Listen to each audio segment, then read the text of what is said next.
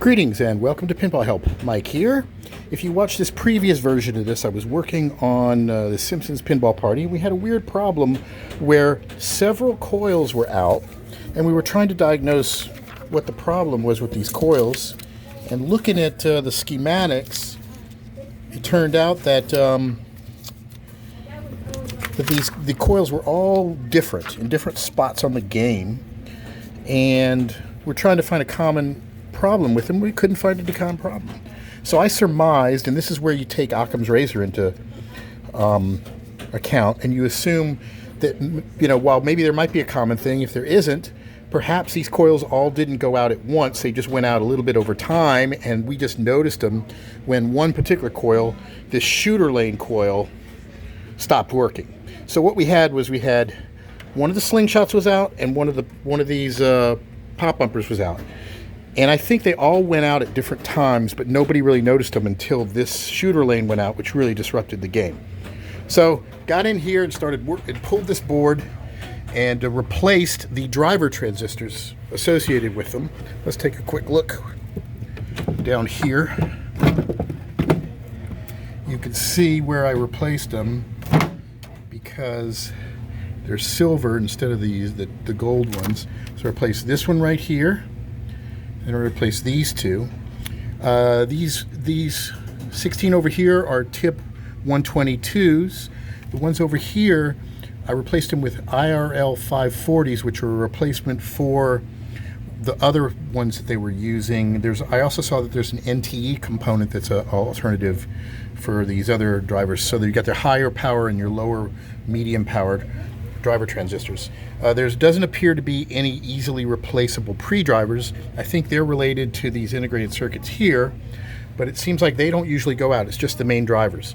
So while I did this, I checked all of the capacitors because the game is pretty old. Didn't really see any problems with that. So put the board back in, and when I put the board back in, something interesting happened. Turn that off real quick. When I put the board back in, all the coils went out and nothing would work. And it really disheartened me. Hold on a minute. And I wasn't sure what the problem was. This is hard to do with one hand. And there's all these cables back here. Bear with me. It'll be great if I just fry the machine while I'm recording. And, okay. So, let's turn the machine back on. I turned the game on, and everything worked except none of the coils would fire. The switches all seemed to register. It was late at night. I really didn't know what was going on. I was really burned out. I'm like, I'll come back to it later. I was really disappointed because, when you're working on a game and you think you got it fixed and you put everything back together, and then it works even worse. In this case, none of the coils would fire. I checked all the fuses. I checked everything. Couldn't find anything wrong. I told a friend of mine, I was just demoralized, left it over the weekend. I'm going to come back to it. He started thinking, and he said, "Did you try this? Did you try that? Did you check the coin door? Because, when the coin door is open, it shuts off the high power coils." I said, yep, checked all that.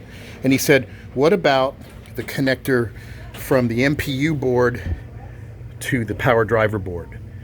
He said, and I was reminded that this is the signals that on this game, the CPU controls when all the coils fire. So we get signals from the switch matrix and then send signals to the power driver board to fire these coils, and that's all controlled through this ribbon cable.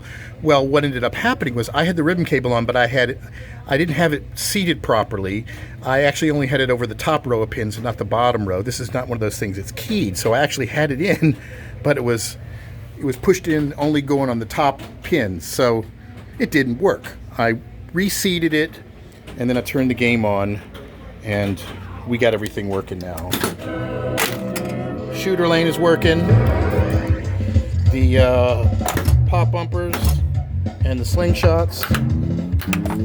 So now everything is working. What the heck was So that one worked out and solved the problem, got everything working. And now we're on to the next game. But I want to thank everybody for watching. And remember, sometimes there's nothing wrong with taking a break. If you think you got things figured out and it still doesn't work, then what you want to do is give it some time. Sleep on it, come back to it, ask some friends, ask other people, because no matter how much you know, there's always something that may slip your mind that somebody can remind you of. And that's what's so great about this community, right?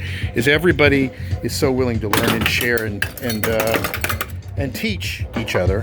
So that's what happened in this case, and I want to thank my friend Lewis for reminding me of something really simple, to just check the connectors, because sometimes you just slips your mind. So until next time, thanks for watching, and be sure to subscribe and all that stuff. Bye.